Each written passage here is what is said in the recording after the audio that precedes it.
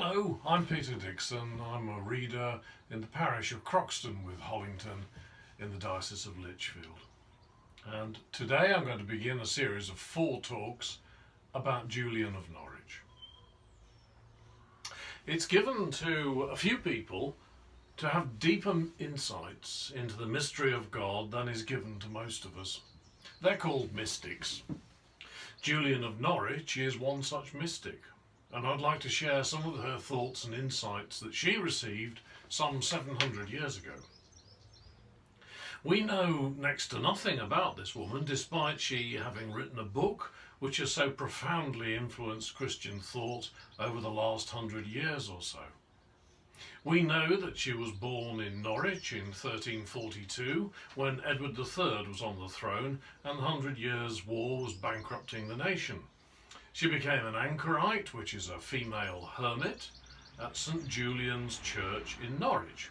We don't actually know her real name, but she was the lady at St Julian's, which became contracted to Julian of Norwich. At the age of 8, the Black Death came to Norwich, and again when she was 19. You would have expected her to have been married at that age with a young child, but if she was, she lost both husband and child to the plague, because soon afterwards she is recorded as living alone with her mother. At the age of 30, she became terminally ill, and at the point of death, the priest was called to give her the last rites. As she lay dying, she had a series of visions which went on for 2.5 days, and then, to everyone's astonishment, she made a full recovery. She was convinced that these visions needed to be thought over very carefully, and lessons learned were not just for her, but they were to be shared with all Christians. When she was well enough, she persuaded the bishop that she had a vocation to be an Anchorite. After a solemn ceremony, she entered a stone cell about 12 foot square, built onto the side of St Julian's church. The bishop locked the door behind her, and she remained in there for the rest of her life. Surprisingly, she lived to be 73 at a time when you did well to make it into your 40s. She was looked after by a servant who saw to her bodily needs. She would have spent her time in daily prayer and silent meditation, and would receive communion through a window connecting her cell to the church. She would also have spent time doing needlework and probably teaching little children to read and write. There was also a window onto the street where people could come and receive spiritual counsel by appointment, and she developed a reputation as a wise woman during her lifetime. At the age of 50, she wrote a book called Revelations of Divine Love, which talked about her visions and what she had learned. She was the first woman to write a book in English, and it was only rediscovered and published in the late 19th century.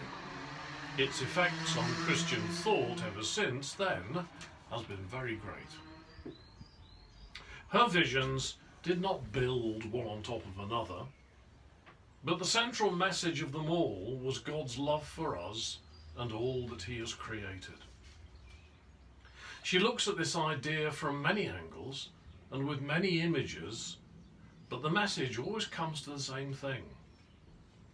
When you think that she lived through 2 bouts of Black Death, had a near-death experience herself, and probably lost her husband and children and most of her friends to the plague, and when you consider how the church in those days preached hellfire and damnation to the unrepentant and imposed belief through fear, prison, torture, burning at the stake, to find someone saying that God is nothing but love, and love only, was quite remarkable.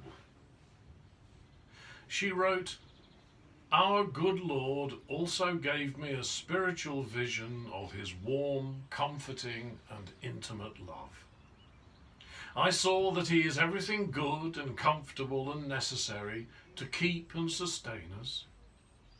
It's as if he is our clothing, lovingly given, which wraps around us and enfolds us, embraces us, and fully shelters us.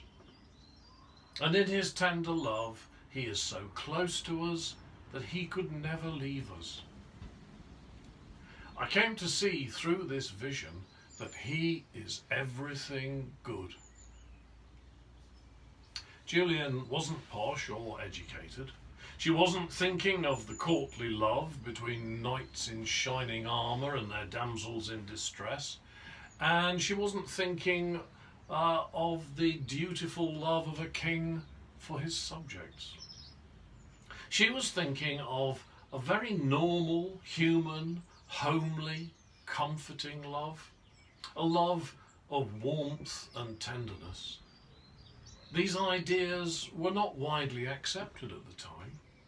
For centuries, the church had presented God as angry, violent, and bloodthirsty.